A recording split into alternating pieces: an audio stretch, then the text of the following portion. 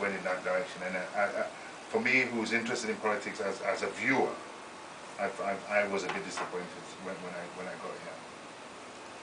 Okay, yeah, and I must repeat that we also have Dr. Giles Mohan.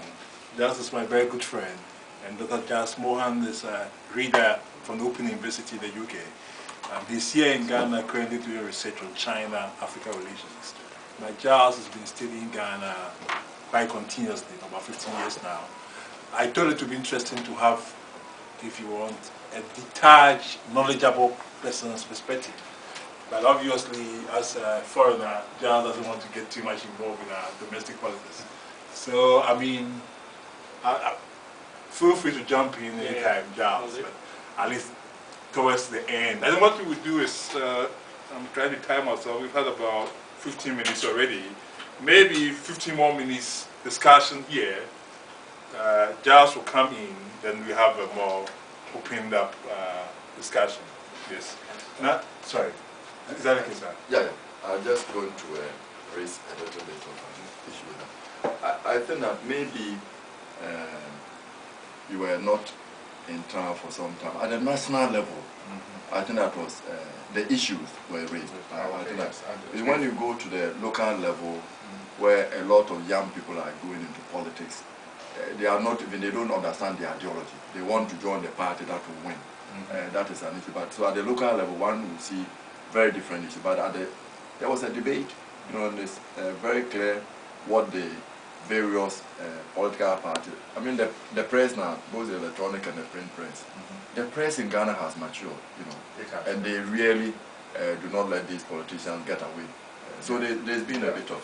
I mean, I'll hold my hands up. I mean, the reason I came over was because of my social networking background. I wanted to come over here in a real freestyle manner, a bit like your session, and give people an opportunity to see how easy it is to take the modern digital media and do it yourself. Okay, our media here has matured, but it's still encamped within the camps. And I think for us as a nation to grow politically, we need the people to take their own view of what they're saying and put it out there. I mean, I don't know how many people in Ghana blog, you obviously blog, and I do monitor it from London looking for Ghana-specific blogs, because I feel that the individual on the streets will give you much more information about the gossip, which is obviously happening, and that's how most of us got our news when we were kids. You know, so and so did that. You know, and I think across the planet we now see situations in different countries where blogs or people on the street presenting the data to the world has changed governments, or has changed the way governments behave, or has changed the way the politician behaves, because it's the people speaking. In the past, I think we had a discussion earlier about when we grew up. You know, we grew up in a society where the children were seen and not heard. And now we're in a situation in the world now where it is the young people who are our future, after all. And they're the ones to tell us how they want their future. It's not for us to tell them that, look, this is what we're going to leave you, whether you like it or not. Because they're the ones who are going to have to live in it. Thank you very much. Thank you. Well, on this issue of blogging, I mean, although I've been promoting Web 2.0 and associated technologies in Ghana for quite some time, I must confess to you, even from the start, I was very cynical that blogging would take off in a very big way. I remember posting perhaps an annoying message on Eaton's Global Voices site. You see, there's a sense in which people say, well, if somebody blogs from Ghana, then that is, you know, there's an authentic voice of Ghana. There was a guy from the northern region who used to work in busy internet. And if you read the blogosphere, it was like this guy suddenly was representing about 30% of Ghanaian opinion, which I think is absolutely stupid. I mean, in the first place, let's be frank, ours is a very oral culture, you see. So that when we get into the new phases of social media, where you can use videos and so on and so forth, I think it will take off in a much bigger way. I was doing... It has to be informed. It has to be informed, okay. Yes. Because in the old they call it ake. It's dangerous, you know, because there was a little bit of a difficulty in the Volta region during the registration. Because one of the radio stations had gone on to say that in Brunwahafu, the others were not being allowed to register. And of course, the backlash, until somebody went and said, but this is wrong, it's not news.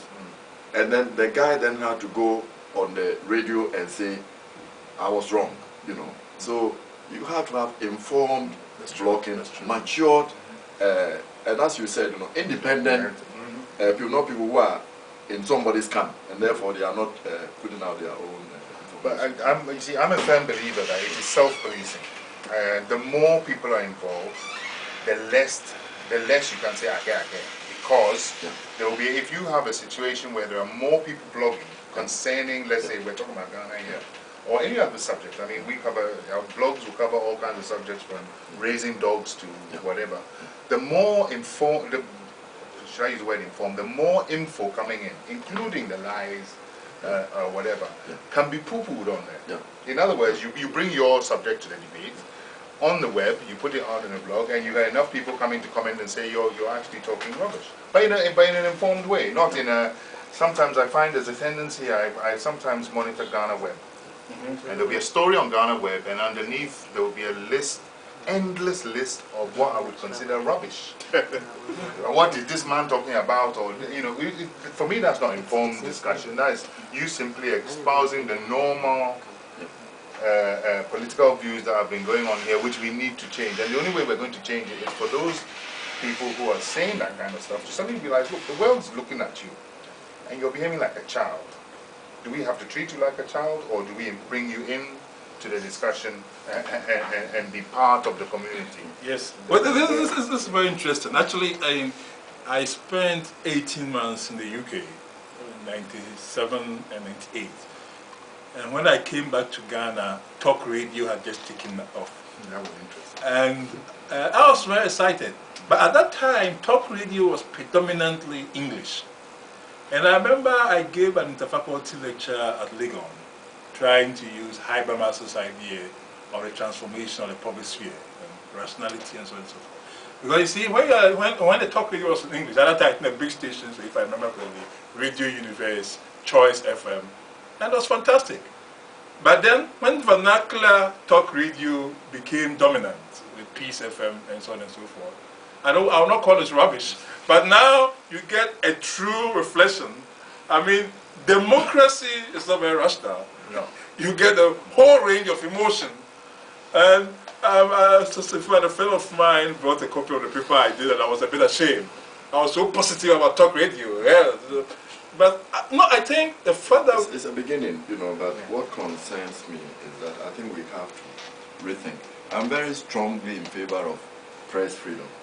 You see, and I think that politicians will have thick skins, because it's the only way you can share the very merciless searchlight of the media on the ways politicians do things. But you see, somebody writes some rubbish in a small paper with circulation of 10, 15.